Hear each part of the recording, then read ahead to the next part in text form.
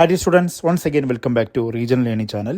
ഇന്ന് നമ്മൾ ഡിസ്കസ് ചെയ്യുന്നത് ഈ വരുന്ന +2 ജിയോഗ്രഫി എക്സാമിന് ഓരോ ചാപ്റ്ററിൽ നിന്നും വർഷങ്ങളായിട്ട് റിപ്പീറ്റ് ചെയ്ത് വരുന്ന വളരെ പ്രധാനപ്പെട്ട ചോദ്യങ്ങളും അതിൻ്റെ ഉത്തരങ്ങളിൽ എന്തൊക്കെ കാര്യങ്ങൾ ഉൾക്കൊള്ളിക്കണം, എത്രയൊക്കെ മാർക്കിനാണ് ഈ ചോദ്യം വരിക എന്നുള്ളതാണ്. ജിയോഗ്രഫി എക്സാം എഴുതുമ്പോൾ ശ്രദ്ധിക്കേണ്ട രണ്ട് കാര്യങ്ങൾ, ഒന്ന് മാപ്പാണ്, രണ്ടാമത്തെ ഡയഗ്രാമാണ്. അപ്പോൾ ഇത് രണ്ടും നിങ്ങൾ ടെക്സ്റ്റിൽ നോക്കിയിട്ട് കൃത്യമായിട്ട് ഓർത്ത് വെക്കണം. അപ്പോൾ നമുക്ക് ചാപ്റ്റർ വൈസ് ആയിട്ടുള്ള ക്വസ്റ്റ്യൻസിലേക്ക് പോവാം. നമ്മുടെ ഫസ്റ്റത്തെ പാർട്ടാണ് ഫണ്ടമെന്റൽസ് ഓഫ് ഹ്യൂമൻ ജിയോഗ്രഫി. ഇതിലെ chapter number 1 human geography nature and scope. ഈ ഒരു ചാപ്റ്ററിൽ നിന്ന് നമ്മൾ പ്രധാനമായിട്ട് പ്രതീക്ഷിക്കേണ്ട ഒരു ഷുവർ ക്വസ്റ്റ്യൻ ആണ്. ഒരു 2 മാർക്കിന് ഹ്യൂമൻ ജിയോഗ്രഫി ഡിഫൈൻ ചെയ്യാൻ വേണ്ടി ചോദിക്കും. അതായത് എന്താണ് ഹ്യൂമൻ ജിയോഗ്രഫി, അതായത് മനുഷ്യനും പ്രകൃതിയും തമ്മിലുള്ള പരസ്പര ബന്ധത്തെക്കുറിച്ചുള്ള ഒരു പഠനമാണ്. അതവിടെ എഴുതി വെക്കണം. ദെൻ പിന്നെ ഒരു 4 മാർക്കിന് ചോദിക്കാൻ ചാൻസ് ഉള്ള ക്വസ്റ്റ്യൻ ആണ് എൻവയോൺമെന്റൽ ഡിറ്റർമിനിസം വേഴ്സസ് പോസിബിലിസം. എന്തൊക്കെയാണ് അതിന്റെ വ്യത്യാസങ്ങൾ? ഡിറ്റർമിനിസം എന്ന് പറഞ്ഞാൽ എന്താണ്? പ്രകൃതി മനുഷ്യനെ നിയന്ത്രിക്കുന്നു. എന്നാൽ പോസിബിലിസം എന്ന് പറഞ്ഞാൽ മനുഷ്യൻ പ്രകൃതിയിൽ മാറ്റങ്ങൾ വരുത്തുന്നു. അപ്പോൾ ഈ 2 ക്വസ്റ്റ്യൻ ആണ് പ്രധാനമായിട്ടും ഈ ചാപ്റ്ററിൽ നിന്ന് ചോദിക്കുക. ഈ ചാപ്റ്ററിൽ നിന്ന് 2-3 മാർക്കിനാണ് മാക്സിമം ക്വസ്റ്റ്യൻ വരിക. ഇത് കൂടാതെ നിങ്ങൾ ഒരു ക്വസ്റ്റ്യനും കൂടി ചാപ്റ്ററിൽ ജസ്റ്റ് നോക്കി വെക്കുക.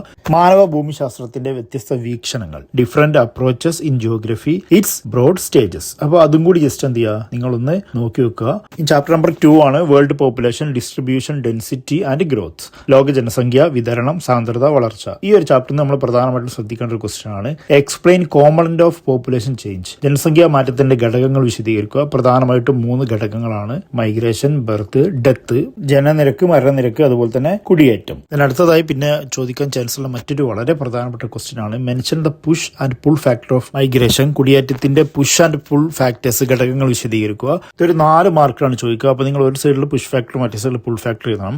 പുഷ് ഫാക്ടർ എന്ന് പറയുമ്പോൾ എന്താണ്? നെഗറ്റീവ് ഫാക്ടേഴ്സ് ആണ്. ഒരു നമ്മൾ നിൽക്കുന്ന ഒരു സ്ഥലത്തിനകത്തു നിന്നുള്ള ഫാക്ടേഴ്സ് ആണ്. പ്രത്യേകിച്ച് ഇപ്പൊ യുദ്ധങ്ങൾ, തൊഴിലില്ലായ്മ, ഇങ്ങനത്തെ കാര്യങ്ങളൊക്കെയാണ് തള്ളൽ ഘടകങ്ങൾ. എന്നാൽ പുൾ ഫാക്ടർ എന്ന് പറഞ്ഞാൽ നമ്മളെ ആകർഷിക്കുന്ന ഘടകങ്ങളാണ്. നമുക്ക് നല്ല ജോലി, മെച്ചപ്പെട്ട ജീവിത സാഹചര്യങ്ങൾ, അതുപോലെ തന്നെ സമാധാനം, ഇതൊക്കെയുള്ള രാജ്യങ്ങൾ അല്ലെങ്കിൽ സ്ഥലങ്ങൾ നമ്മളെ ആകർഷിക്കും. അത് നിങ്ങൾ എന്ത് ചെയ്യുക, അവിടെ എഴുതി വെക്കുക. ദെൻ പിന്നെ ഈ ചാപ്റ്റർ നമ്മൾ പ്രതീക്ഷിക്കേണ്ട ഒരു ഷോർട്ട് എസ്സേ ക്വസ്റ്റ്യൻ ആണ്, ഒരു ഷുവർ ക്വസ്റ്റ്യൻ ആണ് ഡെമോഗ്രഫിക് ട്രാൻസിഷൻ തിയറി. ഒരു 6 മാർക്കിന് ഈ ചോദ്യം വരാൻ ചാൻസ് കൂടുതലാണ്. ഇപ്പൊ ജനസംഖ്യ പരിവർത്തനത്തിന്റെ 3 ഘട്ടങ്ങളുണ്ട്. ആ 3 ഘട്ടങ്ങളിലും എങ്ങനെയായിരുന്നു ജനനം മരണം എന്നുള്ളത് കൃത്യമായിട്ട് എന്ത് ചെയ്യുക, എക്സ്പ്ലെയിൻ ചെയ്ത് വെക്കുക. ഇനി നമ്മുടെ അടുത്ത ചാപ്റ്റർ ആണ് ഹ്യൂമൻ ഡെവലപ്മെന്റ്. ഇപ്പൊ ഹ്യൂമൻ ഡെവലപ്മെന്റ് പ്രധാനമായിട്ട് നമ്മൾ ശ്രദ്ധിക്കേണ്ട ഒരു ഷുവർ ക്വസ്റ്റ്യൻ ആണ് പില്ലേഴ്സ് ഓഫ് ഹ്യൂമൻ ഡെവലപ്മെന്റ്. ഇതൊരു 4 മാർക്കിനാണ് പ്രധാനമായിട്ട് ചോദിക്കുക. അപ്പോൾ നിങ്ങളത് എക്സ്പ്ലെയിൻ ചെയ്യണം.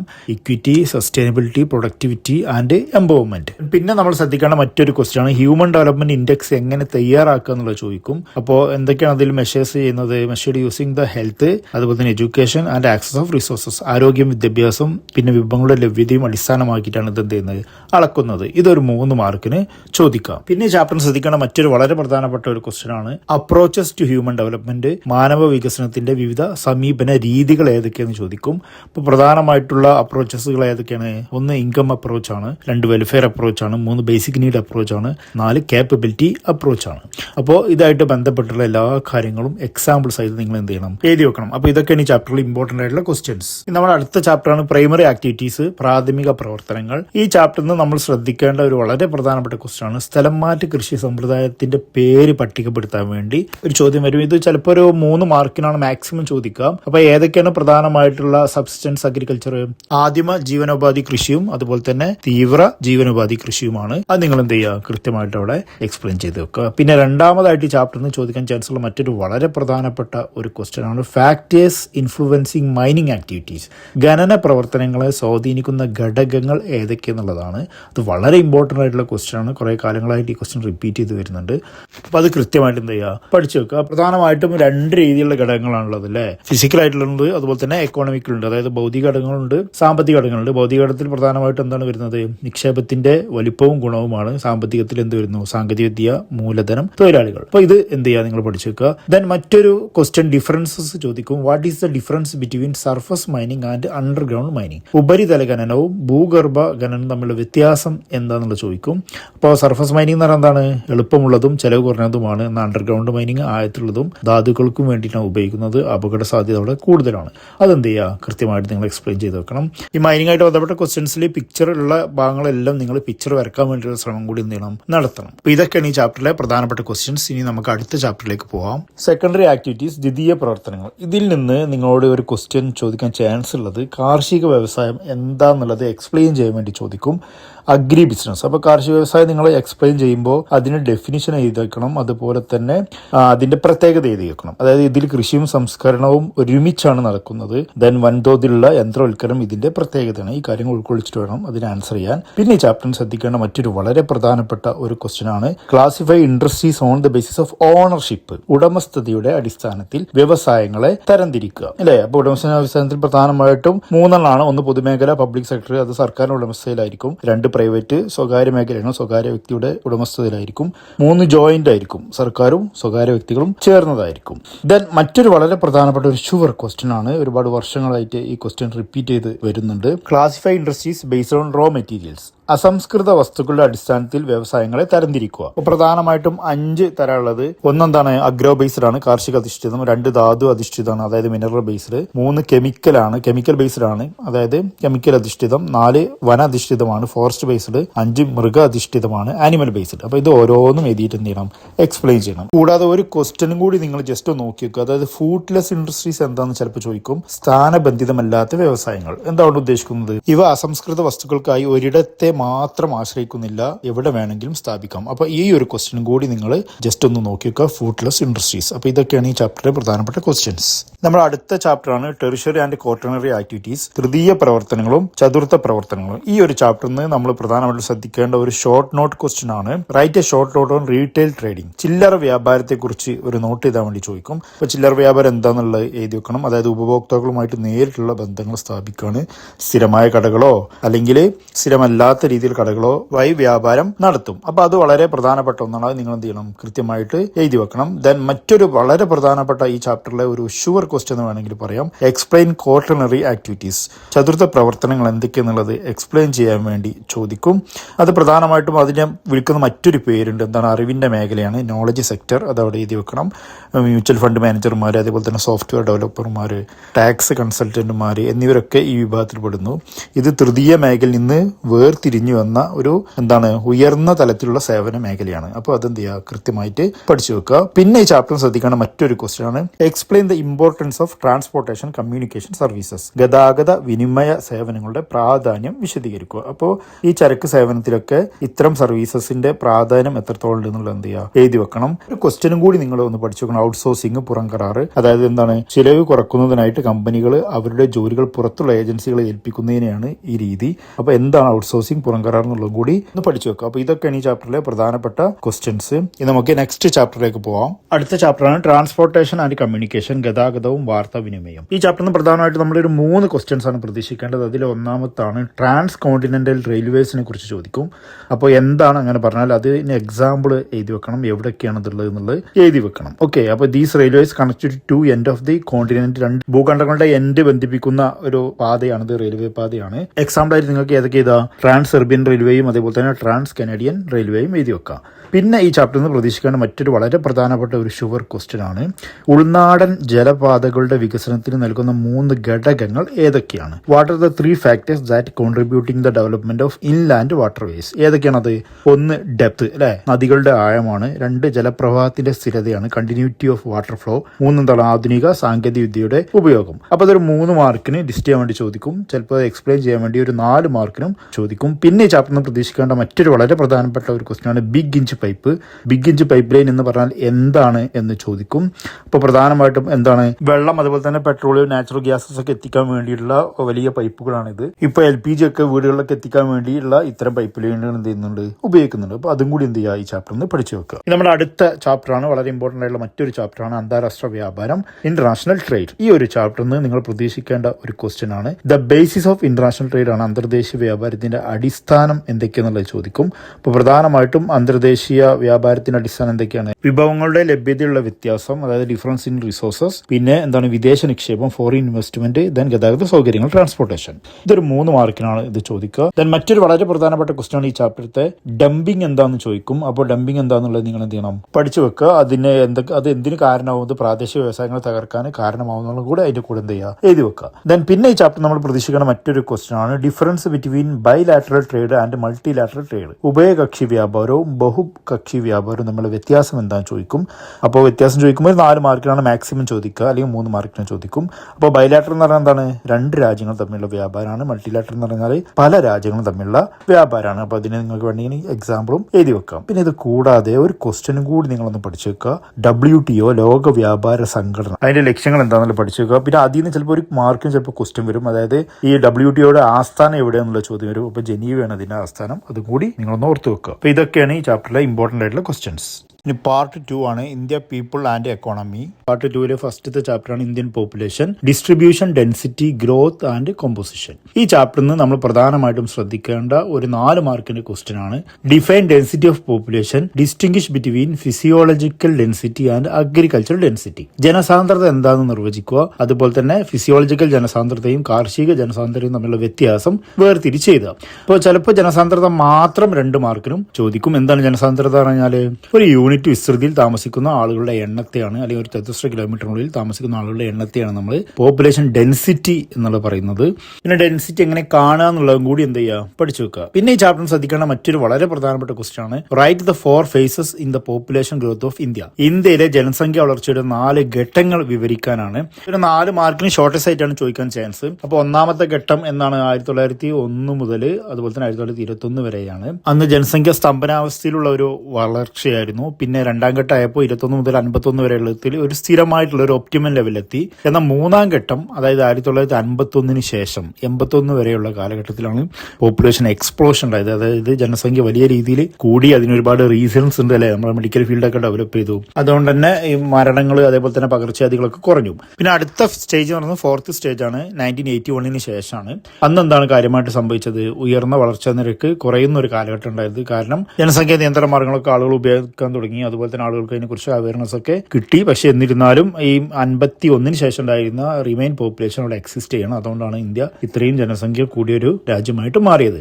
ഇനി ഇതാൻ മറ്റൊരു വളരെ പ്രധാനപ്പെട്ട ഈ ചാപ്റ്ററിൽ നമ്മൾ പ്രതീക്ഷിക്കേണ്ട ഒരു 100% ഷുവർ ക്വസ്റ്റ്യൻ ആണ്. Indo Gangetic plains is one of the density populated region India, give the reason. ഇന്ത്യയിലെ ജനസാന്ദ്രതയ്ക്കുള്ള പ്രധാനപ്പെട്ട ഒരു പ്രദേശമാണ് ഇന്തോ ഗംഗാ സമതലം. അതിന്റെ കാരണം എന്താണ്? അതായത് ഗംഗാ സമതലത്താണ് കൂടുതൽ ജനസംഖ്യ കണ്ടുവരുന്നത്. അതിന്റെ റീസൺ എന്താണെന്നാണ് ചോദിക്കുന്നത്. അപ്പോൾ പ്രധാനമായിട്ടും ഒരുപാട് റീസൺസ് ഉണ്ട്. അത് നിങ്ങൾ കാര്യമായിട്ട് പഠിച്ചിട്ടുണ്ടോ? അതായത് ഫലഭൂഷ്ടമായുള്ള മണ്ണാണ്, ജലലഭ്യത ഉണ്ട്, പിന്നെ സമതല പ്രദേശമാണ്, അത് ഗതാഗതത്തിനൊക്കെ നല്ല സൗകര്യമാണ്, പിന്നെ കൃഷിക്ക് അനുയോജ്യമായ കാലാവസ്ഥ ഒക്കെ ഇവിടെ ഉണ്ട്. അപ്പോൾ ഇതൊരു 3 മാർക്കിന് ചോദിക്കാം. കൂടാതെ ഒരു ക്വസ്റ്റ്യനും കൂടി നിങ്ങൾ നോക്കി വെക്കുക. ഒക്യുപ്പേഷണൽ കാറ്റഗറി പ്രധാനമായിട്ടും ജോലി വിഭാഗങ്ങൾ ഏതൊക്കെയെന്നുള്ളതാണ്. 3 രീതിയിലാണുള്ളത്. ഒന്ന് പ്രധാന തൊഴിലാളികൾ, അതായത് മെയിൻ വർക്കേഴ്സ്. ദെൻ പിന്നെ എന്താണ് ഭാഗിക തൊഴിലാളികൾ, മാർജിനൽ വർക്കേഴ്സ്. 3 എന്താണ് നോൺ വർക്കേഴ്സ്, അതായത് ജോലി ഇല്ലാത്ത ആളുകൾ. ഇതൊരു 3 മാർക്കിനാണ് ചോദിക്കുക. ഇതൊക്കെയാണ് ഈ ചാപ്റ്ററിലെ പ്രധാനപ്പെട്ട ക്വസ്റ്റ്യൻസ്. ഇനി നമുക്ക് അടുത്ത ചാപ്റ്ററിലേക്ക് പോവാം. ഹ്യൂമൻ സെറ്റിൽമെന്റ്, മനുഷ്യവാസ സ്ഥലങ്ങൾ. താരതമ്യേന കുറച്ചൊരു എളുപ്പമുള്ള ഒരു ചാപ്റ്ററാണിത്. അപ്പോൾ നിങ്ങൾക്ക് ഇതിന് സുഖമായിട്ട് മാർക്ക് വാങ്ങാൻ പറ്റും. അപ്പോൾ ഇതിലെ വളരെ ഇമ്പോർട്ടൻ്റ് ആയിട്ടുള്ള ഒരു ക്വസ്റ്റ്യൻ എന്ന് പറയുന്നത് classification of urban settlement on the basis of evolution. പരിണാമത്തിന്റെ അടിസ്ഥാനത്തിൽ നഗരങ്ങളെ തരംതിരിച്ച് എഴുതാനാണ്. അപ്പോൾ പ്രധാനമായിട്ട് 3 കാറ്റഗറിയാണ് അവിടെ വരുന്നത്. ഒന്ന് ആൻഷ്യന്റ് പ്രാചീന നഗരങ്ങൾ, ദെൻ പിന്നെന്താണ് 2 മിഡീവൽ ടൗൺ ആണ് മധ്യകാല നഗരങ്ങൾ, 3 മോഡേൺ ടൗൺ ആണ് ആധുനിക നഗരങ്ങൾ. അപ്പോൾ ഓരോന്നിനും എക്സാമ്പിൾ എഴുതണം. ഏതൊക്കെ കാലഘട്ടത്തിലാണ് ഇത്തരം നഗരങ്ങൾ ഉയർന്നു വന്നതെന്നുള്ളത് എഴുതണം. പിന്നെ ഈ ചാപ്റ്ററിന് പ്രതീക്ഷിക്കാവുന്ന മറ്റൊരു ഷുവർ ക്വസ്റ്റ്യൻ ആണ് functional classification of Indian cities. സേവനങ്ങളുടെ അടിസ്ഥാനത്തിൽ ഇന്ത്യൻ നഗരങ്ങളുടെ വർഗീകരണം. അപ്പോൾ ഫംഗ്ഷൻസിന്റെ അടിസ്ഥാനത്തിൽ എത്ര കാറ്റഗറി ആയിട്ട് തിരിക്കാം നമുക്ക്? പ്രധാനമായിട്ടും administrative, industrial, transport, commercial, mining, then education, religious, cultural, tourist, military. ഇങ്ങനത്തെ ഒരുപാട് കാറ്റഗറി ഉണ്ട്. അപ്പോൾ ഏതൊക്കെ കാറ്റഗറിയിലാണ് ഏത് സിറ്റീസ് ആണ് വരുന്നത് എന്നുള്ള എക്സാമ്പിൾസ് ആയിട്ട് നിങ്ങൾ എന്ത് ചെയ്യണം, വിശദീകരിച്ച് വെക്കണം. അതും ഒരു വളരെ പ്രധാനപ്പെട്ട ക്വസ്റ്റ്യൻ ആണ്. ഇനി അടുത്ത ചാപ്റ്റർ ആണ് ലാൻഡ് റിസോഴ്സസ് ആൻഡ് അഗ്രികൾച്ചർ, ഭൂവിഭവങ്ങളും കൃഷിയും. ഈ ചാപ്റ്ററിൽ നിന്ന് പ്രധാനമായിട്ട് നമ്മൾ ശ്രദ്ധിക്കേണ്ട ഒരു ക്വസ്റ്റ്യൻ ആണ് ലാൻഡ് യൂസ് കാറ്റഗറീസ്, ഭൂവിനിയോഗ വിഭാഗങ്ങൾ ഏതൊക്കെയെന്നുള്ളതാണ്. അപ്പോൾ പ്രധാനമായിട്ടും ഏതൊക്കെയാണ് ഈ കാറ്റഗറീസ്? 1 ഫോറസ്റ്റ് ആണ് അല്ലെ, വനങ്ങളാണ്. 2 കൃഷിയേതര ആവശ്യങ്ങൾക്കുള്ള ഭൂമിയാണ്. 3 എന്താണ് തരിശ് ഭൂമിയാണ്. 4 മേച്ചിൽപ്പുറങ്ങളാണ്. 5 അറ്റാദായം ലഭിക്കുന്ന കൃഷി സ്ഥലങ്ങളാണ്. അപ്പോൾ ഇത് ഓരോന്നും എന്ത് ചെയ്യണം, എക്സ്പ്ലെയിൻ ചെയ്ത് എഴുതണം. പിന്നെ ഈ ചാപ്റ്ററിൽ ശ്രദ്ധിക്കേണ്ട മറ്റൊരു വളരെ പ്രധാനപ്പെട്ട ഒരു ക്വസ്റ്റ്യൻ ആണ്. Major issues facing Indian agriculture. ഇന്ത്യയിലെ കാർഷിക മേഖല നേരിടുന്ന പ്രധാനപ്പെട്ട പ്രശ്നങ്ങൾ എന്തൊക്കെയെന്നുള്ളതാണ്. അപ്പോൾ ഇത് ചിലപ്പോൾ സ്റ്റേറ്റ്മെന്റ് ആയിട്ടും ചോദിക്കട്ടെ. ഒരു സ്റ്റേറ്റ്മെന്റ് തന്നിട്ട് കാർഷിക മേഖല നേരിടുന്ന പ്രധാനപ്പെട്ട പ്രശ്നങ്ങൾ ഏതൊക്കെയെന്നുള്ളത് ചോദിക്കും. അപ്പോൾ എന്താണ് ഡിപ്പെൻഡൻസ് ഓൺ മൺസൂൺ അല്ലേ. അപ്പോൾ നമ്മൾ മൺസൂണിന്റെ വ്യതിയാനങ്ങൾ ഇതിനെ ബാധിക്കും. അതേപോലെ തന്നെ low productivity, then fragmentation of land holding, then lack of commercialisation, declining soil fertility. അപ്പോൾ ഇത്രയും റീസൺസ് ആണ് ഇതിനുള്ളത്. അപ്പോൾ ഇതൊക്കെ എന്ത് ചെയ്യണം, കൃത്യമായിട്ട് എക്സ്പ്ലെയിൻ ചെയ്ത് വെക്കണം. ദെൻ മറ്റൊരു 100% ഷുവർ ക്വസ്റ്റ്യൻ ആണ് the green revolution and its consequences. ഹരിത വിപ്ലവവും അതിന്റെ അനന്തര ഫലങ്ങളും. ഈ ചോദ്യം ഏറെക്കുറെ എന്തായാലും വരും. അപ്പോൾ എന്താണ് ഹരിത വിപ്ലവം എന്ന് എഴുതണം. ഹരിത വിപ്ലവം നടപ്പിലാക്കിയതിന് ശേഷമുള്ള അനന്തര ഫലങ്ങൾ എന്തൊക്കെയെന്നുള്ളതാണ് എഴുതേണ്ടത്. അപ്പോൾ അതിന്റെ പോസിറ്റീവ് കോൺസിക്വൻസസും നിങ്ങൾ എഴുതണം, നെഗറ്റീവ് കോൺസിക്വൻസസും എഴുതണം. ഈ 3 ചോദ്യമാണ് ഈ ചാപ്റ്ററിന് പ്രധാനമായിട്ടും വരിക. ഇനി നമ്മുടെ അടുത്ത ചാപ്റ്ററാണ് വാട്ടർ റിസോഴ്സസ്, ജലവിഭവങ്ങൾ. ഈ ചാപ്റ്ററിൽ നിന്ന് ഒരു 100% വരാൻ ചാൻസ് ഉള്ള ഒരു ക്വസ്റ്റ്യൻ ആണ് ഇന്ത്യസ് നാഷണൽ വാട്ടർ പോളിസി. 2002 ഇന്ത്യയുടെ ദേശീയ ജലനയം വ്യക്തമാക്കുക. അപ്പോൾ അത് കൃത്യമായിട്ട് നിങ്ങൾ അതിന്റെ പോയിന്റോട് ഓരോന്ന് എഴുതിയിട്ട് വിവരിക്കണം. അതായത് drinking water priority, then irrigation and hydro power, water quality, conservation awareness, efficiency, ഇത്രയും കാര്യങ്ങൾ ഇൻക്ലൂഡ് ചെയ്തിട്ട് വേണം ഇതിനെ ആൻസർ ചെയ്യാൻ. പിന്നെ ഈ ചാപ്റ്ററിൽ ചോദിക്കാൻ ചാൻസ് ഉള്ള മറ്റൊരു ക്വസ്റ്റ്യൻ ആണ് വാട്ടർ സോഴ്സസ് ചോദിക്കും. ജലസ്രോതസ്സുകൾ ഏതൊക്കെയും ചോദിക്കും. അപ്പോൾ പ്രധാനമായിട്ടും ഉപരിതല ജലവും ഭൂഗർഭ ജലവും. അത് ഓരോന്നും എന്ത് ചെയ്യുക, നിങ്ങൾ എക്സ്പ്ലെയിൻ ചെയ്യുക. അത് എവിടെ നിന്നൊക്കെയാണ് നമുക്ക് കിട്ടുക എന്നുള്ളത് അവിടെ എക്സ്പ്ലെയിൻ ചെയ്ത് വെക്കണം. അതിന്റെ ഓരോ സ്റ്റേറ്റുമായിട്ട് ബന്ധപ്പെട്ടുള്ള കാര്യങ്ങളും എഴുതണം. പിന്നെ നിങ്ങൾ ഈ ചാപ്റ്ററിൽ നിന്ന് ശ്രദ്ധിക്കേണ്ട മറ്റൊരു പ്രധാനപ്പെട്ട ക്വസ്റ്റ്യൻ ആണ് വാട്ടർ കൺസർവേഷൻ മാനേജ്മെന്റ് ആണ്. അപ്പോൾ ഏതൊക്കെ രീതിയിലാണ് വാട്ടർ കൺസർവേഷൻ മാനേജ്മെന്റ് നടക്കുന്നത്? പ്രധാനമായിട്ട് 2 രീതിയിലാണ്. ഒന്ന് വാട്ടർ ഷെഡ് മാനേജ്മെന്റും മറ്റൊന്ന് റെയിൻ വാട്ടർ ഹാർവെസ്റ്റിംഗും ആണ്. അതായത് തണ്ണീർത്തട പരിപാലനവും മഴവെള്ള സംഭരണവും. അപ്പോൾ ഈ വാട്ടർ ഹാർവെസ്റ്റ് മാനേജ്മെന്റിന്റെ ഒരു പിക്ചർ നിങ്ങൾ എഴുതണം. പ്രത്യേകിച്ച് മഴവെള്ളം എങ്ങനെയാണ് സംഭരിക്കുക എന്നുള്ളതിന് ഒരു പിക്ചർ സഹിതം എക്സ്പ്ലെയിൻ ചെയ്യണം. അപ്പൊ നല്ല മാർക്ക് കിട്ടും. ഇതൊരു ഷുവർ ക്വസ്റ്റ്യൻ ആണ്. ചിലപ്പോൾ മഴവെള്ള സംഭരണം മാത്രം എന്ത് ചെയ്യും, ചോദിക്കും. അപ്പോൾ ഇതൊക്കെയാണ് ഈ ചാപ്റ്ററിലെ പ്രധാനപ്പെട്ട ക്വസ്റ്റ്യൻസ്. നമ്മുടെ അടുത്ത ചാപ്റ്ററാണ് മിനറൽസ് ആൻഡ് എനർജി റിസോഴ്സസ്, ധാതുക്കളും ഊർജ്ജ വിഭവങ്ങളും. ഈ ഒരു ചാപ്റ്ററിൽ നിന്ന് നമുക്കൊരു ഷോർട്ട് എസ്സേ അല്ലെങ്കിൽ ഒരു എസ്സേ ചോദിക്കാൻ ചാൻസ് ഉള്ള ഒരു ക്വസ്റ്റ്യൻ ആണ് the 4 major mineral belt of India. ഇന്ത്യയിലെ 4 പ്രധാന ധാതു മേഖലകൾ ഏതൊക്കെയെന്നുള്ളതാണ്. അപ്പൊ ഏതൊക്കെയാണത്? 1 വടക്കു കിഴക്കൻ പീഠഭൂമി, 2 തെക്ക് പടിഞ്ഞാറൻ പീഠഭൂമി, 3 വടക്ക് പടിഞ്ഞാറൻ മേഖല, 4 ഹിമാലയൻ മേഖല. അപ്പോൾ ഇതിൽ ഓരോന്നിലും എന്തൊക്കെ ധാതുക്കളാണ് കിട്ടുന്നത്, അതിന്റെ ഏതൊക്കെ സ്റ്റേറ്റിലാണെന്നുള്ളത് കൂടി എന്ത് ചെയ്യുക, അവിടെ എക്സ്പ്ലെയിൻ ചെയ്ത് വെക്കുക. ദെൻ രണ്ടാമതായിട്ട് നമ്മൾ ഈ ചാപ്റ്ററിൽ നിന്ന് ശ്രദ്ധിക്കേണ്ട മറ്റൊരു ക്വസ്റ്റ്യൻ ആണ് എനർജി സോഴ്സസ് ചോദിക്കും. അതായത് കൺവെൻഷണൽ എനർജിയും സസ്റ്റൈനബിൾ എനർജിയും തമ്മിലുള്ള വ്യത്യാസം എന്താണെന്നുള്ളത് ചോദിക്കുക. അതായത് പാരമ്പര്യേതര ഊർജ്ജ സ്രോതസ്സുകൾ, സുസ്ഥിര ഊർജ്ജ സ്രോതസ്സുകൾ തമ്മിലുള്ള വ്യത്യാസം എന്തൊക്കെയെന്നുള്ളതാണ്. അപ്പോൾ പാരമ്പര്യത്തിൽ എന്താണ്, അത് തീർന്നു പോകുന്നതാണ്. സസ്റ്റൈനബിൾ എന്ന് പറയുമ്പോൾ എന്നേക്കുള്ളതാണ്. പാരമ്പര്യ എനർജികൾ എന്തുണ്ടാക്കും, എൻവയോൺമെന്റൽ പ്രശ്നങ്ങൾ ഉണ്ടാക്കും. സസ്റ്റൈനബിൾ അത് ഉണ്ടാക്കില്ല. ഈ കാരണങ്ങളൊക്കെ പറഞ്ഞിട്ട് അതിന് എക്സാമ്പിൾ സഹിതം എന്ത് ചെയ്യുക, രണ്ടിന്റെ ഡിഫറൻസ് അവിടെ എഴുതി വെക്കണം. ഇനി അടുത്തൊരു പ്രധാനപ്പെട്ട ഒരു ചോദ്യമാണ് പ്രധാനപ്പെട്ട ധാതു അല്ലെങ്കിൽ ഊർജ്ജ സ്ഥലങ്ങൾ കണ്ടുപിടിക്കാൻ വേണ്ടി മാപ്പ് ക്വസ്റ്റ്യൻ വരും. അപ്പോൾ ഒരു മാപ്പ് എന്തായാലും വരും. ഒന്നിക്കൽ ഈ ചാപ്റ്ററിൽ നിന്ന് വരും, അല്ലാതെ നമ്മളെ പോപ്പുലേഷൻ സെറ്റിൽമെന്റിന്റെ ചാപ്റ്ററിൽ നിന്ന് വരും. അപ്പോൾ ഈ ചാപ്റ്ററിൽ നിന്ന് പ്രധാനമായിട്ടും നിങ്ങൾക്ക് ഓരോ സ്ഥലത്ത് ഏതൊക്കെ രീതിയിലുള്ള മിനറൽസ് ആണ് കണ്ടെത്തിയിട്ടുള്ളത്, ആ സ്ഥലങ്ങളെ പേരുണ്ടാവുക. അപ്പോൾ നിങ്ങൾ അതാത് സംസ്ഥാനത്ത് ആ സ്ഥലങ്ങൾ എന്ത് ചെയ്യണം, രേഖപ്പെടുത്തി വെക്കണം. അപ്പോൾ ഒരു മാപ്പ് ക്വസ്റ്റ്യൻ ഈ ചാപ്റ്ററിൽ നിന്ന് എന്തായാലും പ്രതീക്ഷിക്കണം. അപ്പോൾ ഇതൊക്കെയാണ് ഈ ചാപ്റ്ററിൽ ഇമ്പോർട്ടന്റ് ആയിട്ടുള്ള ക്വസ്റ്റ്യൻസ്. ഇനി നമ്മൾ അടുത്ത ചാപ്റ്ററിലേക്ക് പോവാണ്. Chapter planning and sustainable development in Indian context, ആസൂത്രണവും സുസ്ഥിര വികസനവും ഇന്ത്യയിലെ സാഹചര്യത്തിൽ. ഈ ചാപ്റ്ററിൽ നിന്ന് നമ്മൾ പ്രധാനമായിട്ടും ശ്രദ്ധിക്കേണ്ട ഒരു ഷുവർ ക്വസ്റ്റ്യൻ ആണ് measures of promotion of sustainable development. സുസ്ഥിര വികസനം പ്രോത്സാഹിപ്പിക്കുന്നതിനുള്ള നടപടികൾ അല്ലെങ്കിൽ നടപടിക്രമങ്ങൾ എന്തൊക്കെയെന്നുള്ളതാണ്. അപ്പോൾ ജല മാനേജ്മെന്റ് നയങ്ങൾ നടപ്പിലാക്കുക, അതുപോലെ തന്നെ വനവൽക്കരണം, അതായത് മരങ്ങൾ നട്ടുപിടിപ്പിക്കുക, മണ്ണൊലിപ്പ് തടയാൻ പുൽമേടുകൾ വികസിപ്പിക്കുക. അപ്പോൾ ഇതുപോലത്തെ പദ്ധതികളൊക്കെ നിങ്ങൾ എന്ത് ചെയ്യണം, അവിടെ എക്സ്പ്ലെയിൻ ചെയ്യണം. പിന്നെ ഈ ചാപ്റ്ററിൽ ശ്രദ്ധിക്കേണ്ട മറ്റൊരു ക്വസ്റ്റ്യൻ ആണ് ഇന്ദിരാഗാന്ധി കനാലിനെ കുറിച്ച് ചോദിക്കും. ഇന്ദിരാഗാന്ധി കനാൽ എന്താണ്? രാജസ്ഥാൻ മരുഭൂമിയിലെ കൃഷിക്കും കുടിവെള്ളത്തിനും അനുയോജ്യമായിട്ടുള്ള ഹരിത പ്രദേശമാക്കി മാറ്റാൻ ഈ കനാൽ സഹായിച്ചു. ഇതെന്താണ്? വിളകളുടെ വൈവിധ്യവും ഉൽപ്പാദനവും വർദ്ധിപ്പിച്ചു. പിന്നെ ഈ ചാപ്റ്ററിൽ ചോദിക്കാൻ ചാൻസ് ഉള്ള വെരി വെരി ഇമ്പോർട്ടന്റ് ആയിട്ടുള്ള ഒരു ക്വസ്റ്റ്യൻ ആണ് ഡ്രോട്ട് പോൺ ഏരിയാസ് പ്രോഗ്രാം ആണ്. അതായത് വരൾച്ച ബാധിത പ്രദേശത്തെ പരിപാടികളാണ്. അപ്പൊ സ്ഥിരമായിട്ട് വളർച്ച നേടുന്ന പ്രദേശങ്ങളിൽ തൊഴിൽ നൽകുന്നതിനും ജലസേചനം എത്തിക്കുന്നതിനും അതുപോലെ തന്നെ ഭൂവികസനത്തിനും തുടങ്ങിയ ഒരുപാട് നടപ്പിലാക്കിയ പരിപാടികൾ നിങ്ങൾ പഠിച്ചിട്ടുണ്ടോ, പദ്ധതികൾ. അതൊക്കെ നിങ്ങൾ എന്ത് ചെയ്യണം, എക്സാമ്പിൾ സഹിതം എക്സ്പ്ലെയിൻ ചെയ്ത് വെക്കണം. ഇപ്പോൾ ഫോർ എക്സാമ്പിൾ ഹിമാചൽ പ്രദേശിലെ ഗോത്രമേഖലയിലെ റോഡുകൾ, സ്കൂളുകൾ, ആശുപത്രികൾ തുടങ്ങിയ വികസനത്തിനൊക്കെ മുൻഗണന നൽകിയ പദ്ധതി ഇല്ല, അതൊക്കെ നിങ്ങൾ എന്ത് ചെയ്യുക, കൃത്യമായിട്ട് എക്സ്പ്ലെയിൻ ചെയ്യുക. അപ്പോൾ ഇതൊക്കെയാണ് ഈ ചാപ്റ്ററിലെ പ്രധാനപ്പെട്ട ചോദ്യങ്ങൾ. നമ്മുടെ അടുത്ത ചാപ്റ്ററാണ് ട്രാൻസ്പോർട്ടേഷൻ ആൻഡ് കമ്മ്യൂണിക്കേഷൻ, ഗതാഗതവും വാർത്താവിനിമയവും. ഇതിന് നമ്മൾ പ്രധാനമായിട്ട് ശ്രദ്ധിക്കേണ്ട ഒരു ഷോർട്ട് നോട്ട് ക്വസ്റ്റ്യൻ ആണ്. BRO ചോദിക്കും, ബോർഡർ റോഡ് ഓർഗനൈസേഷൻ, അതിർത്തി റോഡ് സംഘടന. എന്താ അങ്ങനെ പറഞ്ഞാല് 1960s മെയ് മാസത്തിലാണ് ഇത് സ്ഥാപിക്കപ്പെട്ടത്. അതുപോലെ തന്നെ വടക്ക് കിഴക്കൻ അതിർത്തി പ്രദേശങ്ങളിലെ റോഡുകൾ വേഗത്തിൽ നിർമ്മിക്കുന്നതിനും മെച്ചപ്പെടുത്തുന്നതിനും അതുപോലെ തന്നെ പ്രതിരോധം ശക്തമാക്കുന്നതിനുമാണ് ഈ സംഘടന പ്രവർത്തിക്കുന്നത്. പിന്നെ ചാപ്റ്ററിലെ വളരെ പ്രധാനപ്പെട്ട മറ്റൊരു ക്വസ്റ്റ്യൻ ആണ് ഇന്ത്യൻ ഉപഗ്രഹ സംവിധാനത്തിന്റെ തരങ്ങൾ ഏതൊക്കെയാണെന്ന് ചോദിക്കുക. Types of Indian satellite system. അപ്പൊ India satellite system is categorised based on 2 main function ആണ്. ഏതൊക്കെയാണ് 2 മെയിൻ ഫംഗ്ഷൻ? ഒന്ന് ഇൻസാറ്റ് ആണ് അല്ലെ, ഇന്ത്യൻ നാഷണൽ സാറ്റലൈറ്റ് സിസ്റ്റം ആണ്. അപ്പോൾ വാർത്താവിനിമയം അതുപോലെ തന്നെ കാലാവസ്ഥ നിരീക്ഷണം തുടങ്ങിയ വിവിധ ആവശ്യങ്ങൾക്ക് വേണ്ടിയിട്ടാണ് ഉപയോഗിക്കുന്ന ഒരു മൾട്ടിപർപ്പസ് ഉപഗ്രഹ സംവിധാനമാണ് ഇത്. പിന്നെ IRS ആണ്, Indian remote sensing satellite system ആണ്. അതായത് പ്രകൃതി വിഭവങ്ങൾ കണ്ടെത്തുന്നതിനും അവയുടെ പരിപാലനത്തിനും വേണ്ടിയിട്ടാണ് ഇത് ഉപയോഗിക്കുന്നത്. കൃഷി, വനം, ഭൂഗർഭശാസ്ത്രം തുടങ്ങിയ മേഖലയിലാണ് ഇത് പ്രധാനമായിട്ടും സഹായമാവുന്നത്. ഇത് കൂടാതെ ഒരു ക്വസ്റ്റ്യനും കൂടി നിങ്ങൾ ഇതിന് പഠിച്ചേക്കണം. കൊങ്കൺ റെയിൽവേനെ കുറിച്ച് ചോദിക്കും. അപ്പോൾ കൊങ്കൺ റെയിൽവേ എന്നാണ് സ്ഥാപിതമായത്, എവിടെ മുതൽ ഏത് വരെയാണ് എന്നുള്ളതൊക്കെ എന്ത് ചെയ്യുക, കൃത്യമായിട്ട് പഠിച്ചു വെക്കുക. അപ്പോൾ ഇതൊക്കെ ഈ ചാപ്റ്ററിലെ പ്രധാനപ്പെട്ട ചോദ്യങ്ങൾ. നമ്മുടെ അടുത്ത ചാപ്റ്ററാണ് അന്താരാഷ്ട്ര വ്യാപാരം, ഇന്റർനാഷണൽ ട്രേഡ്. ഈ ചാപ്റ്ററിന് പ്രധാനമായിട്ട് നമ്മൾ ശ്രദ്ധിക്കേണ്ട ഒരു ഷുവർ ക്വസ്റ്റ്യൻ ആണ് ട്രേഡ് ഡയറക്ഷൻ ഓഫ് ഇന്ത്യ, ഇന്ത്യയുടെ വ്യാപാര ദിശ ചോദിക്കും. അപ്പോൾ ഇന്ത്യയുടെ വ്യാപാരം മുമ്പ് എങ്ങനെയായിരുന്നു, ഇപ്പൊ എങ്ങനെയായിരുന്നു എന്നാണ് അതുകൊണ്ട് ഉദ്ദേശിക്കുന്നത്. അതായത് ചരിത്രപരമായിട്ട് ഇന്ത്യയുടെ വ്യാപാരം UK അതുപോലെ തന്നെ അമേരിക്ക എന്നീ രാഷ്ട്രങ്ങളുമായിട്ടായിരുന്നു കൂടുതൽ ഉണ്ടായിരുന്നത്. പക്ഷെ ഇന്ന് എന്താണ്, നമ്മുടെ തൊട്ടടുത്ത അയൽപക്ക രാജ്യങ്ങളായിട്ടൊക്കെ ഉണ്ട്. അതായത് ചൈന, ദെൻ മിഡിൽ ഈസ്റ്റേൺ രാജ്യങ്ങളായിട്ടുള്ള UAE, സൗദി അറേബ്യ, ദെൻ അതുപോലെ തന്നെ സൗത്ത് ഈസ്റ്റ് ഏഷ്യൻ കൺട്രീസ് ഒക്കെ ആയിട്ട് ഇന്ത്യക്ക് എന്തുണ്ട്, വ്യാപാരം വർദ്ധിപ്പിച്ചിട്ടുണ്ട്. ദെൻ മറ്റൊരു ഷുവർ ക്വസ്റ്റ്യൻ ആണ്, 100% ചോദ്യം വരും. ഈ ചോദ്യം 2 രീതിയിൽ ചോദിക്കാം. ഒന്ന് എക്സ്പ്ലെയിൻ ചെയ്യാൻ വേണ്ടി ചോദിക്കും, അല്ലെങ്കിൽ മാപ്പ് ആയിട്ട് ചോദിക്കും. ഇമ്പോർട്ടന്റ് പോർട്സ് ഓഫ് ഇന്ത്യ, അതായത് ഇന്ത്യയിലെ പ്രധാനപ്പെട്ട തുറമുഖ നഗരങ്ങൾ ഏതൊക്കെയാണെന്നുള്ളത് ചോദിക്കും.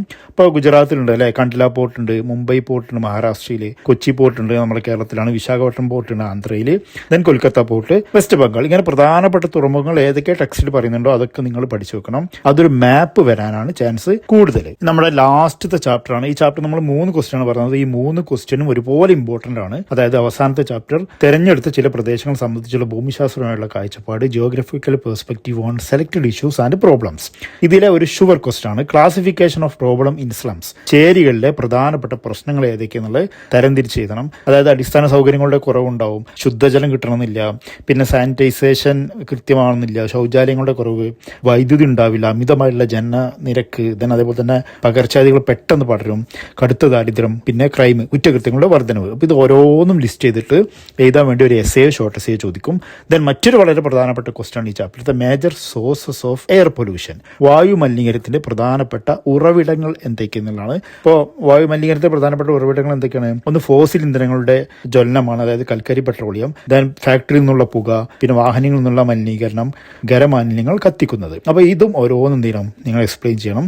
ദെൻ പിന്നെ ഈ ചാപ്റ്ററിൽ നിന്ന് നമ്മൾ ഏറ്റവും കൂടുതൽ ശ്രദ്ധിക്കേണ്ട ഒരു ഷുവർ ക്വസ്റ്റ്യൻ ആണ് ഭൂ അപക്ഷയം, അതായത് മണ്ണിടിച്ചിൽ കുറക്കാനുള്ള മാർഗ്ഗങ്ങൾ എന്തൊക്കെയെന്നുള്ളതാണ്. What are the ways to reduce landslides. അപ്പോൾ മണ്ണിടിച്ചിൽ എങ്ങനെ നമുക്ക് കുറക്കാം? ഒന്ന് മരം നട്ടുപിടിപ്പിക്കുക അല്ലെ, വ്യാപകമായിട്ട് മരം നട്ടുപിടിപ്പിക്കുക. പിന്നെ സംരക്ഷണ ഭിത്തികൾ നിർമ്മിക്കുക. ദെൻ അതുപോലെ തന്നെ വെള്ളക്കെട്ട് ഒഴിവാക്കാൻ വേണ്ടി ഡ്രെയിനേജ് സിസ്റ്റം മെച്ചപ്പെടുത്തുക. പിന്നെ കുത്തനെയുള്ള ചെരുവുകളിലെ നിർമ്മാണങ്ങളൊക്കെ എന്ത് ചെയ്യുക, നിയന്ത്രിക്കുക. ഇത്രയും കാര്യം കൊണ്ടൊക്കെ നമുക്ക് ലാൻഡ് സ്ലൈഡിങ് എന്ത് ചെയ്യാം, കുറച്ച് കൊണ്ടുവരാം. അപ്പോൾ ഇതൊക്കെയാണ് ഈ ചാപ്റ്ററിലെ പ്രധാനപ്പെട്ട ക്വസ്റ്റ്യൻസ്. അപ്പോൾ നന്നായിട്ട് പ്രിപ്പയർ ചെയ്തിട്ട് എക്സാം എഴുതാൻ വേണ്ടി ശ്രമിക്കുക. മാപ്പൊക്കെ ഉണ്ടായതുകൊണ്ട് നല്ല മാർക്ക് കിട്ടുമെന്ന് പ്രതീക്ഷിക്കുന്നു. അപ്പോൾ എല്ലാവർക്കും നല്ല മാർക്ക് ഉണ്ടാവട്ടെ. Best of luck. വീണ്ടും കാണാം. Thanks for watching.